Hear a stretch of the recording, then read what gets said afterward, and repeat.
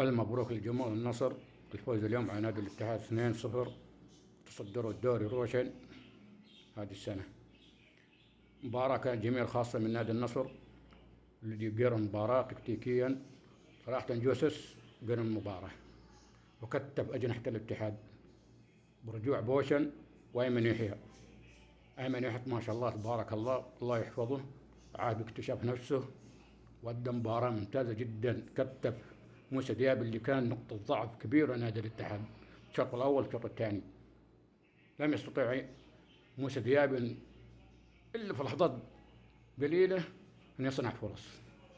الاتحاد كان سيء خاصة من الأظهرة اللي قريها جوسس أن أظهرة الاتحاد ضعيفة جدا جدا جدا. بس يلا ايش نسوي، الحمد لله على كل حال. المبروك لجمهور النصر وحظ اوفر لجمهور الاتحاد، ولا يأس جمهور الاتحاد، الدوري لسه طويل وإن شاء الله تكون لنا رجعة.